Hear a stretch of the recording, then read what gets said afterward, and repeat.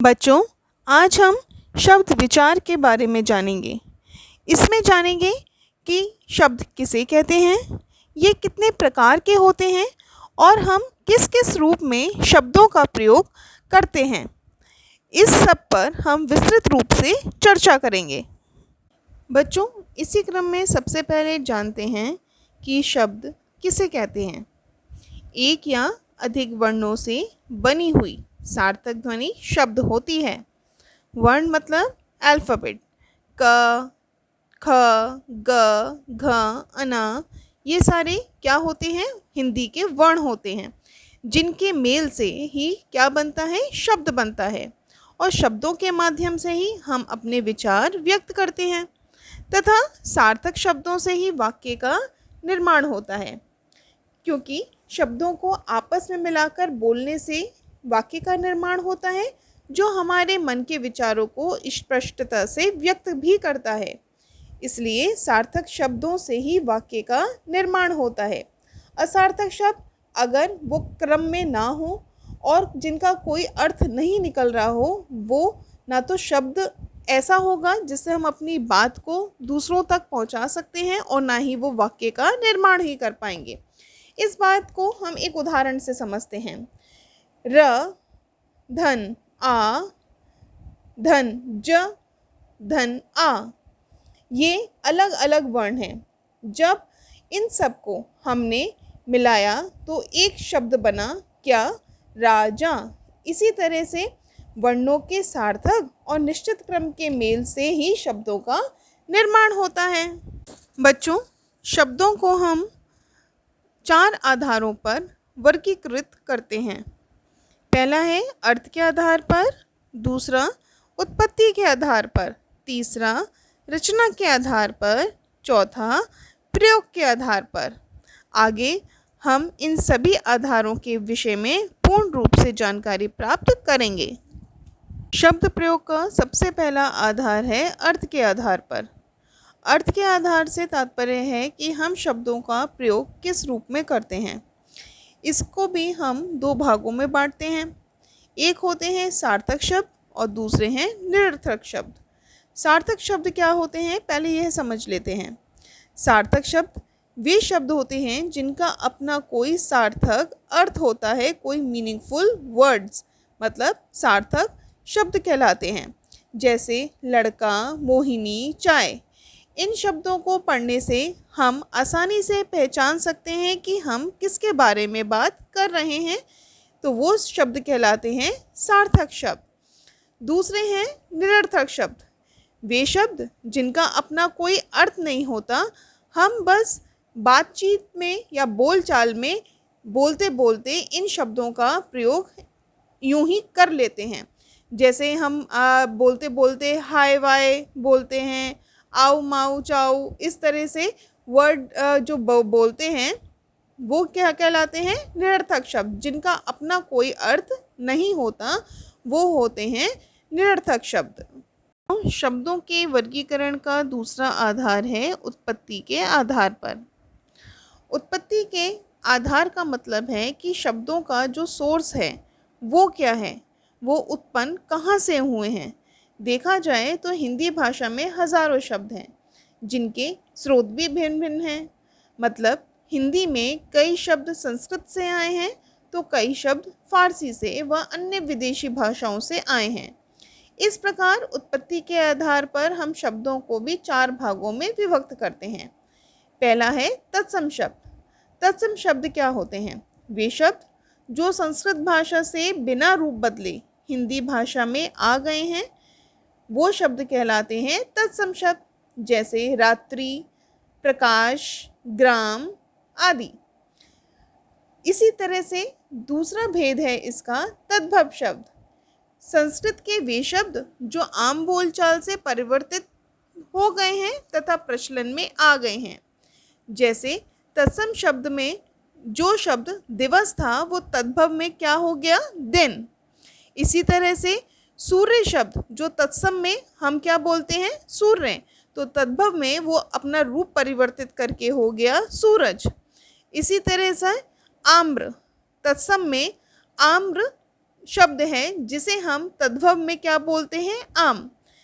तात्पर्य ये है जो आम बोलचाल से परिवर्तित हो गए शब्द जो संस्कृत से आए थे वो शब्द कहलाते हैं तद्भव शब्द। तीसरा प्रकार है देशज शब्द। वे शब्द जो आम बोलचाल से विकसित हो गए हैं तथा किसी बड़े भूभाग में बोले जाने के कारण हिंदी भाषा में आ गए हैं, वो क्या कहलाते हैं, देशज शब्द। जैसे जानवर, जूता, डिब्बा आदि। चौथा प्रकार है इसका विदेशी शब्द। वे शब्द जो किसी विदेशी भाषा जैसे फारसी, उर्दू, अरबी, अंग्रेजी भाषाओं से हिंदी भाषा में आ गए हैं, वो शब्द क्या कहलाते हैं, विदेशी शब्द। जैसे आप अंग्रेजी भाषा का शब्द कई बार प्रयोग करते हैं, ट्रक, कॉलेज, बैंक, मोबाइल, ये सारे अंग्रेजी भाषा के शब्द हैं जो हम आसानी से हिंदी भाषा में भी प्रयोग कर लेते हैं। या फिर उर्दू के कई शब्द जैसे कानून, तहजीब, इंतज़ार, सुर्खी, ये शब्द उर्दू भाषा से आए हैं जिन्हें हम हिंदी भाषा में प्रयोग कर रहे हैं। इसी तरह से फारसी और अरबी भाषा के शब्दों का भी हम प्रयोग करते हैं। शब्दों के वर्गीकरण का तीसरा आधार है रचना के आधार पर। इसका अर्थ है कि सभी शब्दों का अपना अलग अलग अर्थ होता है। जब किसी शब्द को किसी अन्य शब्द से जोड़कर एक नया शब्द बनाया जाता है तो उसका अर्थ भी बदल जाता है। इसको हम बच्चों एक उदाहरण से समझते हैं। जैसे हिम का अर्थ है बर्फ और एक शब्द है आल्य जिसका अर्थ है घर। लेकिन जब हम इन दोनों शब्दों को मिला देते हैं तो एक नया शब्द बनता है हिमालय और उसका अर्थ होता है बर्फ का घर। इस प्रकार रचना के आधार पर शब्द 3 भागों में वर्गीकृत किए जा सकते हैं।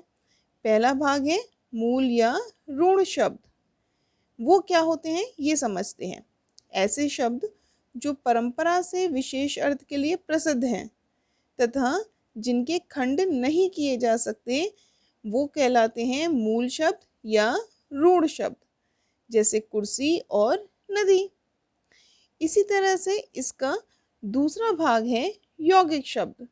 यौगिक शब्द क्या होते हैं, जब 2 अथवा 2 से अधिक शब्दों के मेल से सार्थक शब्द बनाए जाते हैं वो कहलाते हैं यौगिक शब्द, और जिनके हम खंड भी कर सकते हैं, सार्थक खंड कर सकते हैं।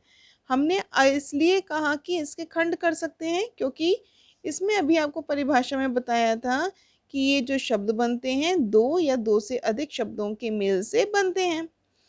इनको हम एक उदाहरण से समझते हैं। एक शब्द है परम और दूसरा शब्द है अणु, और दोनों को मिलाकर एक नया शब्द क्या बना, परमाणु। लेकिन इसी परमाणु को अगर हम 2 शब्दों में अलग अलग खंडित करें तो एक सार्थक शब्द बनेगा, वही परम धन अणु। इसका तीसरा भाग है योग ऋण शब्द। योग ऋण शब्द क्या होते हैं बच्चों, ये यौगिक शब्द ही होते हैं लेकिन ये विशेष अर्थ के लिए प्रसिद्ध हो गए हैं, मतलब विशेष अर्थ के लिए ये ऋण हो गए हैं, इसलिए इन्हें क्या कहा जाता है, योग ऋण शब्द। जैसे एक उदाहरण से समझते हैं, प्रातः काल।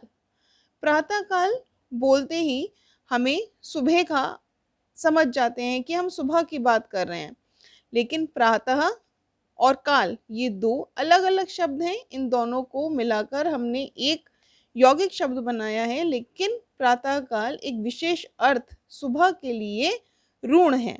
इस प्रकार रचना के आधार पर 3 भेद हैं, मूल या ऋण शब्द, यौगिक शब्द और योग ऋण शब्द। शब्दों के वर्गीकरण का चौथा आधार है प्रयोग के आधार पर। इसका तात्पर्य है कि जब हम किसी भी शब्द का प्रयोग करते हैं तो शब्दों में कुछ परिवर्तन आता है और इसी परिवर्तन के आधार पर हम शब्दों को 2 भागों में विभक्त कर सकते हैं। एक है विकारी शब्द और दूसरा है अविकारी शब्द। पहले जानते हैं कि विकारी शब्द क्या होते हैं। विकारी शब्द वो शब्द होते हैं जो वाक्य में प्रयोग किए जाने पर व्याकरण के नियमों के कारण अपने मूल रूप को बदल लेते हैं वो होते हैं विकारी शब्द। और इनको भी 4 वर्गों में वर्गीकृत किया गया है, जैसे संज्ञा, सर्वनाम, विशेषण और क्रिया। और अविकारी शब्द क्या होते हैं? अविकारी से ही तात्पर्य क्या है? जो बिना बदलाव के जैसे हैं वैसे ही प्रयुक्त किए जाएं, वो क्या कहलाते हैं? अविकारी शब्द। ना उनके ऊपर शब्द, लिंग, वचन, कारक के बदल जाने से भी कोई भी बदलाव उनमें नहीं होता, वो कहलाते हैं अविकारी शब्द।